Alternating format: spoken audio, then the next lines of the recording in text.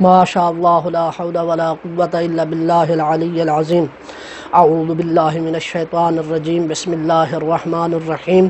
الصلاة والسلام علی سید الانبیاء محمد، اللہم صل علی محمد وآل محمد، ثم الصلاة والسلام علی آلہ الذین اذہب اللہ عنہم الرجس وطہرہم تطہیرا، اللہم صل علی محمد وآل محمد۔ بات ہو رہی تھی علم کے حوالے سے۔ پچھلے درس میں ذکر کیا تھا کہ جناب رسول خدا فرماتے ہیں کہ علم حاصل کرنا ہر مسلمان مرد اور عورت پر فرض ہے۔ تو ذکر کیا تھا کہ علم جو ہے وہ دو طرح کا ہے۔ ایک وہ علم جو زمانہ حال میں انسان کو فائدہ دینے والا ہے، اور دوسرا علم وہ ہے کہ جسے حاصل کر کے اس نے اپنا مستقبل سنوارنا ہے، دنیا کے حوالے سے بھی اور آخرت کے حوالے سے بھی۔ تو علماء فرماتے ہیں کہ جو علم حاصل کرنا ہر مسلمان اور مرد پر، ہر مسلمان مرد اور عورت پر فرض ہے، وہ علم الحال ہے۔ جس طرح کہ میں نے کل ذکر کیا تھا کہ مجھے نماز پڑھنی ہے، تو کیسے نماز پڑھنی ہے؟ نماز کے لیے وضو کرنا ہے، کیسے وضو کرنا ہے؟ وضو سے پہلے طہارت کرنی ہے، تو اسے کہتے ہیں علم الحال۔ اس کے بعد ذکر کیا تھا کہ علم جو ہے ایسی شے ہے کہ جسے اللہ نے شرف بخشا ہے، اور علم جیسی پاک و پاکیزہ صفت اللہ نے حضرت انسان کو عطا کی ہے، اور اس کے علم کے ذریعے سے اللہ نے حضرت انسان کو بقیہ مخلوقات پر فضیلت عطا کی ہے۔ جناب آدم جو مسجود الملائکہ بنے تھے، وہ علم کی بنا پر ہی تھے۔ کہتے ہیں کہ وہ علم کہ جو واجب عینی ہوتا ہے اس کا حاصل کرنا فرض ہوتا ہے، اور اگر کوئی حاصل نہ کرے تو پھر اس پر جبر کیا جاتا ہے کہ وہ علم حاصل کرے۔ اس لیے کہ واجب دو طرح کا ہوتا ہے، ایک ہوتا ہے واجب عینی اور دوسرا ہوتا ہے واجب کفائی۔ واجب عینی کہ ہر فرد پر بذات خود وہ کام کرنا واجب ہے، دوسرا ہے واجب کفائی، اگر ہے تو تمام لوگوں پر وہ کام کرنا فرض ہے، تمام لوگوں پر وہ کام کرنا ضروری ہے، لیکن اگر بعض لوگ اسے انجام دے دیتے ہیں تو وہ دوسرے بعض سے ساقط ہو جاتا ہے۔ کہا کہ علم الحال دوسرے الفاظ میں یوں تعبیر کروں کہ روز مرہ کے مسائل کا علم حاصل کرنا یہ واجب عینی ہے، ہر شخص پر بذات خود واجب ہے کہ وہ روز مرہ کے مسائل کو سیکھے، مبتلا بہ مسائل کو سیکھے، جس طرح کے جو اس کی دنیا کے حوالے سے تعلق رکھتے ہوں یا اس کی آخرت کے حوالے سے تعلق رکھتے ہوں۔ دنیا کے حوالے سے تعلق رکھتے ہوں، جس طرح کے ایک علاقہ ایسا ہے کہ جہاں پر آٹے کی چکی نہیں ہے، کہتے ہیں کہ اب آٹے کی چکی لگانا کہ جس کے ذریعے سے اس علاقے کے لوگ فائدہ حاصل کریں، کہا تمام لوگوں پر فرض ہے کہ وہ آٹے کی چکی لگائیں، کیسے آٹا جو ہے وہ چکی میں پیسا جاتا ہے اس کا علم حاصل کریں۔ اگر ان میں سے بعض افراد یہ کام کرنے کے لیے کھڑے ہو جائیں تو دوسرے بعض سے ساکت ہو جائے گا۔ ایک علاقہ ایسا ہے جہاں پر کوئی ڈاکٹر نہیں ہے اور ان لوگوں کی کسی دوسرے علاقے تک رسائی بھی نہیں ہے، کہا کہ تمام لوگوں پر واجب ہے، تمام لوگوں پر فرض ہے کہ وہ علم ڈاکٹری کا علم سیکھیں، لیکن اگر ایک شخص بھی ان میں سے ڈاکٹری کا علم سیکھ لیتے تو دوسرے سے ساقط ہو جائے گا۔ اسی طریقے سے کہا دین کا علم ہے، روز مرہ کے مسائل ہیں، مجھے طہارت کیسے کرنی، مجھے وضو کیسے کرنا ہے، نماز کیسے پڑھنی ہے، نماز کے مسائل کیا ہیں، روزے کے مسائل کیا ہیں، خمس و زکوٰۃ کے مسائل کیا ہیں، وہ مسائل جو روز مرہ میری زندگی میں پیش آتے ہیں، کہا کہ اس کا علم حاصل کرنا تمام مسلمانوں پر، ہر فرد پر جو ہے وہ فرض ہو جاتا ہے۔ لیکن اگر ایک علاقے میں صحیح ایک عالم دین، ایک شخص اس علم کے حاصل کرنے کے لیے کھڑا ہو جاتا ہے تو دوسروں پر ضرور ہو جاتا ہے کہ وہ اس سے جا کر پوچھیں۔ یہ ہماری بات ہو رہی تھی واجب عینی اور واجب کفائی کے حوالے سے، اور آج ہم اپنے اگلے درس کی طرف جانا چاہتے ہیں۔ کہا کہ علم تین طرح کا ہے۔ ایک علم جو ہے کھانے کی منزل پر ہے، کھانے کی طرح ہے، جس طرح انسان کھانے کے بغیر نہیں رہ سکتا، کھانے پینے کے بغیر نہیں رہ سکتا، اسی طرح اس کے بغیر بھی نہیں رہ سکتا۔ ایک علم ہے کھانے پینے کی طرح۔ علم کی دوسری قسم ہے دوا کی طرح، کہ جس طرح انسان جب مریض ہو تو اسے دوا کی ضرورت ہوتی ہے، صحیح، دوا کی منزل پر۔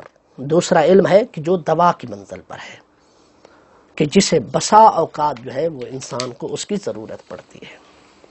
اور تیسرا علم کہا ایسا ہے کہ جس کا کیا کہتے ہیں کہ حاصل کرنا ہی حرام ہے۔ تو اس تقسیم میں علم تین طرح کے ہوئے۔ ایک علم کہ جو ہر حال میں ہر وقت جس کا حاصل کرنا واجب ہے۔ دوسرا علم ایسا کہ جو وقت ضرورت جس کا حاصل کرنا ضروری ہے۔ اور تیسرا علم ایسا ہے کہ جس کا حاصل کرنا حرام ہے۔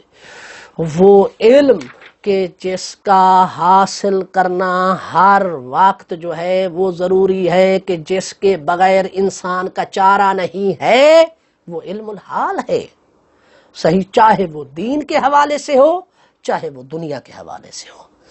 دین کے حوالے سے جس طرح کے ذکر کیا ہے، وضو کے مسائل ہے، نماز کے مسائل ہے، روزہ کے مسائل وغیرہ وغیرہ۔ دنیا کے حوالے سے ہو، صاف ظاہر ہے مجھے ایسا کام کرنا ہے کہ جس سے میں اپنے بچوں کا، اپنا اور اپنے بچوں کا، اپنے اہل و عیال کا رزق روزی کا کچھ سلسلہ کر سکوں۔ اب آتے ہیں عبارت کی طرف۔ وقیلا، کہا گیا ہے، بے ان علم ما ینفع علی نفسہ فی جمیع الاحوال بمنزلۃ الطعام۔ وہ علم کہ جو انسان کو تمام حالات میں نفع بخشتا ہے، جس علم کی انسان کو تمام حالات میں ضرورت ہوا کرتی ہے، کہا کہ وہ بمنزلت الطعام ہے، وہ کھانے اور پینے کی منزل پر ہے، کھانے اور پینے کی طرح ہے۔ جس طرح ہم دن میں 3 مرتبہ کھاتے اور پیتے ہیں، جس طرح ہمیں کھانے پینے کی طرف احتیاج ہوتی ہے، اسی طرح اس علم کے حاصل کرنے کی طرف بھی ہمیں احتیاج اور ضرورت ہے۔ لا بد لکل احد من ذلک، ہر شخص کے لیے ضروری ہے کہ وہ علم حاصل کرے۔ اس کا کیا ذکر کیا؟ کہا کہ وہ علم الحال ہے، وہ حال کا علم ہے، روز مرہ کے مسائل ہیں ان کا علم ہے، مبتلا بے جن مسائل میں انسان مبتلا ہوتا ہے ان کا علم ہے۔ دوسرا کیا ہے؟ کہا کہ وَعِلْمُ مَا يَنْفَعُ فِي الْأَحَانِينَ بِمَنْزِلَةِ الدَّوَاءِ، کہا کہ جو علم بسا اوقات ضرورت پڑتی ہے، جس علم کے حاصل کرنے کی بسا اوقات ضرورت پڑتی ہے، وہ دوا کی مانند ہے۔ یحتاج الیہ فی بعض الاوقات، کہ جس کی ہمیں بعض اوقات کیا پڑتی ہے؟ ضرورت پڑتی ہے۔ مثال کے طور پر ایک شخص ہے کہ الحمدللہ اللہ سبحانہ و تعالی نے اسے توفیق عطا کی ہے، اس پر حج واجب ہو گئی ہے۔ کہا جب اس پر حج واجب ہو گئی ہے اور وہ حج کرنے کے لیے جانا چاہتا ہے تو حج کے جو مسائل ہیں وہ اس پر سیکھنا کیا ہو جائیں گے؟ ضروری ہو جائیں گے۔ ٹھیک، تیسری قسم علم کی کہا وعلم النجوم، اور تیسری قسم علم کی کیا ہے؟ کہا علم نجوم ہے، بمنزلۃ المرض، یہ مرض کی منزل پر ہے، یعنی علم نجوم سیکھنے سے کیا ہو جائیں گے؟ ہم مریض ہو جائیں گے۔ علماء فرماتے ہیں فَتَعَلُّمُهُ حرام، اس کا سیکھنا کیا ہے؟ حرام ہے۔ اسی کے ساتھ کہا علم نجوم کے ساتھ تعلق رکھتا ہے۔ کون سا علم؟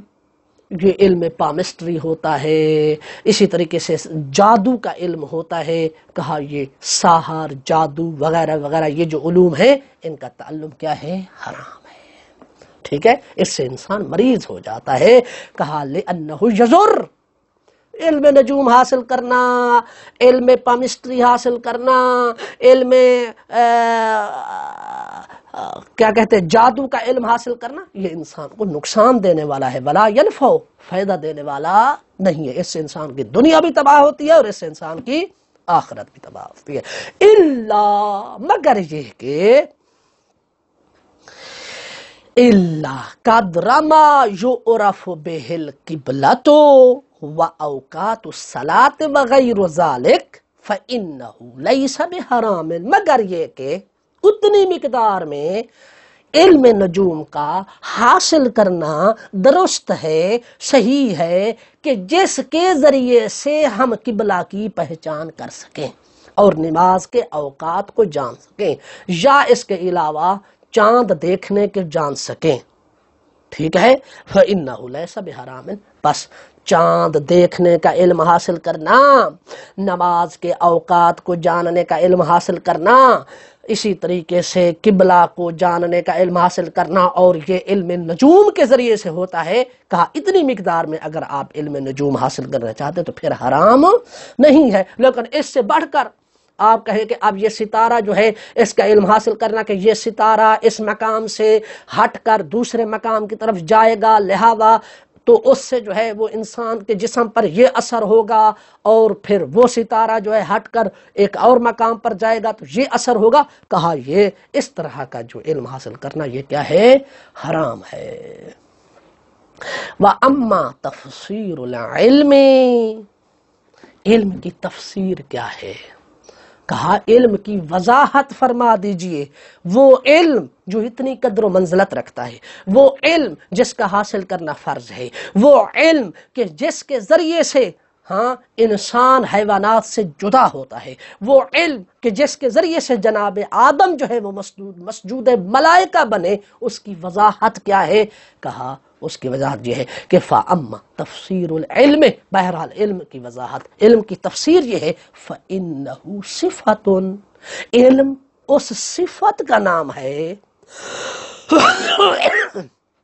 ینجلی بہا لمن قامت ہے یا بہی، کہ ہر وہ شخص کہ جس میں وہ صفت علم والی آ جائے، اس صفت مذکورہ یعنی علم والی صفت کی وجہ سے وہ شخص جو ہے دوسروں سے ممتاز ہو جاتا ہے، دوسروں سے روشن ہو جاتا ہے، دوسروں سے قدر و منزلت میں بڑا ہو جاتا ہے، دوسرے معنوں میں یہ کہیں وہ عالم بن جاتا ہے، اور دوسرے کیا ہے؟ جاہل رہتے ہیں، اور جو جاہل ہوتا ہے وہ عالم کی طرف رجوع کرتا ہے، کیونکہ اللہ تعالیٰ قرآن مجید میں فرماتا ہے فَاسْأَلُوا أَهْلَ الذِّكْرِ إِن كُنتُمْ لَا تَعْلَمُونَ، جس چیز کے بارے میں آپ نہیں جانتے ہیں آپ اہل علم سے پوچھ لیا کریں۔ تو لہذا علم ایسی صفت ہے۔ اما تفسیر العلم، بہرحال علم کی وضاحت کریں، فَإِنَّهُ صِفَةٌ، بہرحال علم وہ صفت ہے، ینجلی بہا، کہ جس صفت کی وجہ سے روشن ہوتا ہے، لمن، ہر وہ شخص قامت ہے یا بہل مذکور ہو، کہ جس میں یہ صفت پائی جاتی ہے، اس صفت کی وجہ سے وہ شخص کیا ہے؟ دوسروں سے روشن اور ممتاز ہو جاتا ہے۔ فَيَنبَغِي لِلطَّالِبِ، پس جب علم جو ہے وہ انسان کو دوسروں سے ممتاز کرتی ہے، اعلیٰ کرتی ہے، روشن کرتی ہے، پس طالب علم کو چاہیے اللہ یغفل عن نفسہ، وہ اپنے آپ سے غافل نہ رہے علم حاصل کرنے سے، وما ينفعها وما يضرها في اولها وآخرها، طالب علم کو چاہیے کہ وہ غافل نہ رہے ان باتوں سے کہ کون سی شے اس کو نفع پہنچانے والی ہے اور کون سی شے اس کو کیا ہے؟ نقصان پہنچانے والی ہے۔ اور طالب علم کو چاہیے کہ ان چیزوں کا علم حاصل کرے کہ جس کا اول اس کو نفع پہنچانے والا ہے، جس کا آخر اس کو نقصان دینے والا ہے، جس کا اول اس کو نقصان دینے والا ہے، جس کا آخر اس کو فائدہ پہنچانے والا ہے۔ طالب علم کو ان چیزوں سے غافل نہیں رہنا چاہیے۔ کہنا یہ چاہتے ہیں کہ طالب علم اپنے آپ سے غافل نہ رہے، بلکہ ہر اس شے کا علم حاصل کرے کہ جو اس کو نقصان دینے والی ہے اس کے بارے میں بھی آگاہ ہو، اور جو چیز اس کو نفع دینے والی ہے اس کے بارے میں بھی آگاہ ہو۔ فَيَسْتَجْلِبْ بِمَا يَنْفَعُهَا، جب علم حاصل کر لے گا، اس بات کا جان لے گا کہ جو کون سی چیز اس کو نفع دینے والی ہے اور کون سی چیز اس کو نقصان دینے والی ہے۔ مثال کے طور پر جب اس نے یہ جان لیا کہ علم نجوم کا حاصل کرنا میرے لیے نقصان ہے اور علم دین کا حاصل کرنا میرے لیے فائدہ ہے، تو پس طالب علم کو چاہیے جو چیز فیستجلب، کھینچ لے، بما ینفعها، لے اس کو کہ جو اسے فائدہ دینے والی ہے، ویتجنب اما یضرها، اور اس سے اجتناب کرے کہ جو اس کو چیز نقصان دینے والی ہے، لئلا یکون عقلہ وعلمہ حجتا علیہ، تاکہ ایسا نہ ہو کہ اس کی عقل اور اس کا علم کل قیامت کے دن اس کے لیے دلیل بن جائے اس بات پر کہ جب تو نے یہ جان لیا تھا کہ فلاں چیز نقصان دینے والی ہے، فلاں چیز فائدہ دینے والی ہے، پھر تو نے اپنی عقل اور اپنے علم کو استعمال کرتے ہوئے کیوں ان چیزوں پر عمل نہیں کیا تھا؟ فَيَزْدَادُ عُقُوبَةً، تو نتیجہ کیا نکلے گا کہ جب عقل بھی تھی آپ کے پاس، جب علم بھی تھا اس چیز کا کہ فلاں چیز حرام ہے اور فلاں کا حاصل کرنا مفید ہے اور فلاں کا حاصل کرنا نقصان ہے، تو پھر تو نے ایسا کیوں نہیں کیا؟ کہا کہ اگر وہ ایسا نہیں کرے گا تو قیامت کے دن اس کا عذاب فَيَزْدَادُ عُقُوبَةً، اس کا عذاب بڑھ جائے گا۔ لہذا طالب علم کا فریضہ یہ ہے کہ جو اس کے لیے فائدہ پہنچانے والی ہے اس کا علم حاصل کرے، اور جو چیز اسے نقصان دینے والی ہے اس کا بھی علم حاصل کرے، جو اچھی ہو اسے لے لے اور جو بری ہو اس کو چھوڑ دے، تاکہ کل قیامت کے دن وہ خدا کے عذاب سے محفوظ رہے۔ یہ تھا پہلی فصل کے حوالے سے۔ اب آتے ہیں ہم دوسری فصل میں۔ کہا کہ دوسری فصل نیت کے بارے میں۔ طالب علم کی علم حاصل کرنے میں نیت جو ہے وہ خیر کی ہونی چاہیے، کیونکہ اعمال کا دار و مدار نیت پر ہے۔ روایت میں ہے کہ نیت المومن خیر من عملہ، مومن کی نیت جو ہے وہ اس کے عمل سے بہتر ہے۔ صحیح، نیت دو طرح کی، انسان کوئی بھی عمل انجام دیتا ہے تو اس عمل کے انجام دینے کی نیت جو ہے وہ دو طرح کی ہوتی ہے۔ ایک مرتبہ ہوتا ہے خیر کی نیت اور دوسری مرتبہ ہوتی ہے شر کی نیت۔